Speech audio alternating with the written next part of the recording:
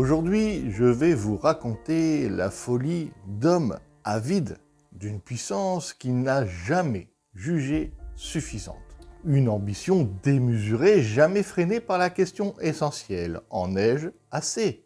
Une soif insatiable de grandeur, une obsession d'être toujours le premier, de posséder l'inaccessible, de dominer ce qui échappe encore aux vivants. Cette folie a englouti 129 hommes, 2 navires, 3 ans de vivres.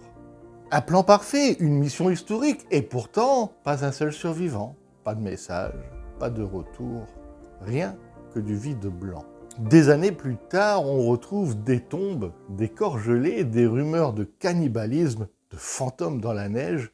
Ce n'est pas un conte, c'est l'expédition Franklin. Et si vous tendez l'oreille, vous entendrez peut-être encore le fracas des mâts brisés par le vent. Bienvenue dans Récits de l'étrange. Abonnez-vous maintenant, activez la cloche car ce que nous allons explorer n'est pas qu'une histoire. C'est un fragment figé de l'histoire humaine où le froid n'a pas seulement gelé les corps, mais aussi les secrets. Aujourd'hui, toi et moi, nous allons soulever un pan de ce linceul blanc et plonger dans l'un des mystères les plus glaçants de l'histoire maritime. Une expédition entière avalée par la banquise, ne laissant derrière elle que des fragments gelés, des rumeurs venues du bout du monde.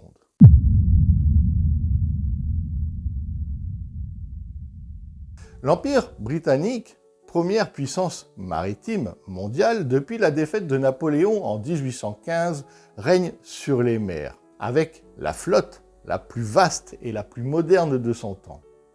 Ses routes commerciales sillonnent tous les océans et sa Royal Navy impose sa loi du Pacifique aux Caraïbes. Mais Londres ne se contente pas de contrôler le monde connu, elle veut aussi dominer les routes, encore inaccessibles. Le passage du nord-ouest est l'un de ses derniers défis. S'il était maîtrisé, il réduirait considérablement les distances entre l'Europe et l'Asie, plaçant définitivement l'Empire au-dessus de toute concurrence. En mai 1845, 129 hommes triés sur le volet pour leur discipline et leur endurance quittent Greenhithe sur la Tamise. Ils embarquent à bord du HMS Erebus et HMS Terror, sous le commandement de Sir John Franklin, vétéran de la bataille de Trafalgar en 1805 contre la flotte française et espagnole, dirigée notamment par l'amiral Villeneuve, explorateur des côtes arctiques entre 1819 et 1827 et ancien gouverneur de Tasmanie de 1837 à 1843. Franklin est déjà un nom respecté dans toute la marine. Ces 2 navires sont des prouesses technologiques de leur époque. Ils combinent moteur à vapeur de 25 chevaux, coque doublée de plaques de fer, chauffage central et réserve prévue pour 3 ans. Ces dernières comprennent des conserves, innovations récentes, fournies par la société Goldner et scellées au plomb. Et ce détail ne prendra tout son sens que bien plus tard. Les archives indiquent aussi qu'environ 4 chiens de traîneau accompagnaient l'expédition, destinée au déplacement sur la glace, aux reconnaissances terrestres. Ce chiffre reste approximatif, les sources étant parfois contradictoires. Les objectifs sont ambitieux. Cartographier les côtes arctiques inconnues, collecter des données scientifiques inédites, observer la faune et la flore. Et surtout, ouvrir une route commerciale capable de bouleverser l'équilibre économique mondial. Le dernier contact officiel survient en juillet 1945, lorsqu'un baleinier les aperçoit. Après, silence absolu.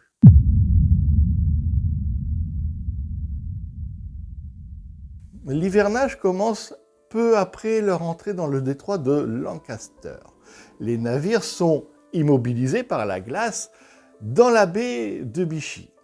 C'est là qu'ils passeront l'hiver 45-46. Durant ces longs mois de nuit polaire, la routine s'installe.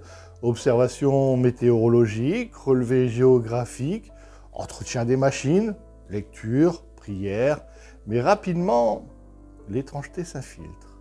3 hommes meurent. Le scorbut, pourtant redouté lors des expéditions précédentes, semble ici écarté car les réserves étaient riches en vitamines. Mais autre chose s'insinue dans leur chair. Leurs tombes alignées sur les hauteurs de Vichy sont découvertes bien plus tard, parfaitement conservées dans le pergélisol.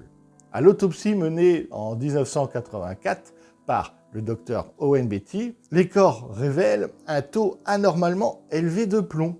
C'est là que le doute s'installe. Ce n'est pas le froid qui les a tués. C'est pas la faim. Pas encore. Le plomb contenu dans les soudures mal scellées des conserves aurait lentement empoisonné les hommes. Mais ce n'est qu'une hypothèse, car les symptômes étaient variés. Perte de mémoire, irritabilité, fatigue extrême, troubles digestifs et surtout ce goût métallique. Un goût étrange, un goût inquiétant. Pendant ce premier hiver, la glace ne cède pas et quand vient l'été suivant, les navires restent prisonniers. Aucun signe de dégel, aucun vent porteur, seulement un silence blanc. Et au cœur de ce silence, un soupçon grandissant.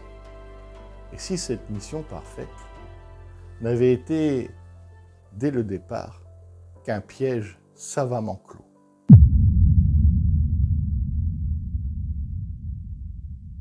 Au printemps 1846, l'équipage est contraint de prendre une décision brutale. Abandonner les navires. Les conditions sont extrêmes. La glace ne lâche rien. Et les vivres s'épuisent. Ils laissent derrière eux 2 bâtiments immobilisés, gelés dans une mer solide comme de la pierre. C'est en 1859 que Francis Léopold McClintock, commandant du Fox, découvre enfin un indice crucial sur l'île du roi Guillaume, la Victory Point Note. Ce document griffonné révèle que Franklin est mort en juin 1947 et que les survivants, au nombre de 105, auraient quitté les navires en avril 1948.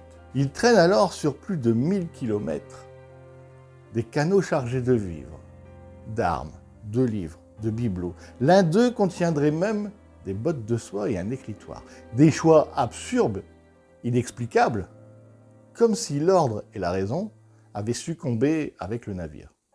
Les Inuits, rencontrés plus tard par les expéditions de recherche, décrivent des hommes pâles, décharnés, qui s'effondrent un à un dans la neige.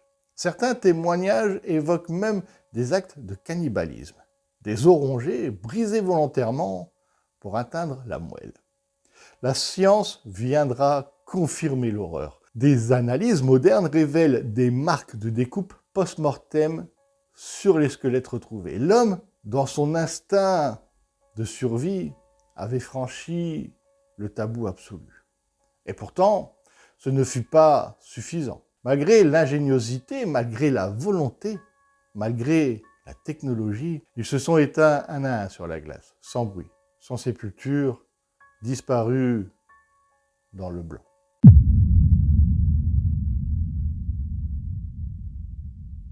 Des années passent, mais l'obsession demeure.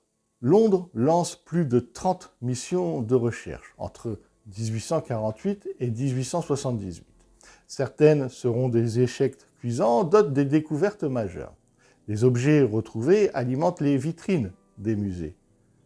Cuillères, montres, boutons, uniformes, boussoles, outils marqués des initiales des officiers, rien n'est intact. Tout semble usé, fatigué, rongé par le froid et le temps. Mais certaines pièces racontent autre chose. Des restes humains disposés en cercle, un squelette sans main, des traces de feu là où nul feu ne devrait brûler. Et les voix inuites persistent. Les chercheurs de l'époque les écoutent peu, ils les croient superstitieux. Mais leurs témoignages sont constants. Des hommes blancs perdus, affamés, défigurés, rampant sur la glace, les yeux vides. Un récit parle d'un bateau poussé par des fantômes. Un autre d'un homme seul hurlant à la lune. Le mystère s'épaissit, jusqu'en 2014, où l'épave du HMS Erebus est retrouvée au fond de la baie de la Reine Maude. En 2016, c'est au tour du HMS Terror, découvert dans un état de conservation presque surnaturel. Verre intact, bottes posées, livre encore lisible, mais aucune trace de Franklin. Et toujours aucune explication définitive. Seulement des fragments, seulement des échos, seulement le froid.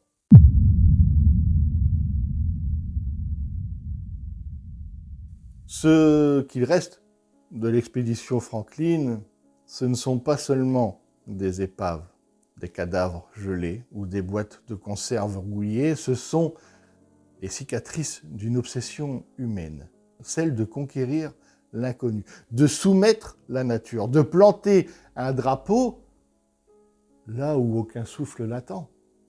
L'Empire voulait une route. Il a eu des tombes. À trop vouloir posséder ce qui échappe encore aux vivants, l'homme a perdu. Et pourtant, il recommence. Encore aujourd'hui, les puissances du monde se disputent l'Arctique. Les calottes fondent et déjà les prétendants s'alignent. Canada, Russie, États-Unis, Chine, Europe, tous affûtent leur ambition, prêts à revendiquer les derniers territoires glacés. Le passage du Nord-Ouest, cette promesse de gloire et de profit, revient hanter les cartes. L'histoire n'a rien appris. Les hommes continuent de rêver de routes de richesse, d'hégémonie, mais à quel prix ? Franklin et ses 128 hommes ont payé de leur vie la folie d'un empire qui ne voulait pas attendre. Ils ont tout sacrifié pour une route que la nature refusait d'ouvrir. Et nous, aujourd'hui, que sommes-nous prêts à sacrifier ? Peut-être qu'au fond, cette expédition ne fut jamais une erreur, mais un miroir, un avertissement figé dans la glace, un avertissement que personne n'écoute. Au large de l'île du roi Guillaume, certains Inuits racontent encore avoir vu, des années plus tard, une silhouette solitaire, errant entre les blocs de glace, vêtue d'un uniforme ancien, le regard figé vers l'horizon. Était-ce un survivant ? Ou seulement le souvenir incarné d'un rêve brisé ? Mais cela, nous ne le saurons jamais. Merci d'avoir regardé cet épisode de Récits de l'étrange. Si ce voyage vous a glacé le sang, abonnez-vous, partagez, commentez, car les mystères de l'histoire ne meurent jamais vraiment. Ils attendent simplement qu'on les réveille. On sait qu'on ne sait rien, et c'est cela qui nous rend lucides. C'est un triste bilan de notre situation. Autrefois, le monde était beaucoup plus grand. Le monde est toujours le même. Il est juste moins attrayant.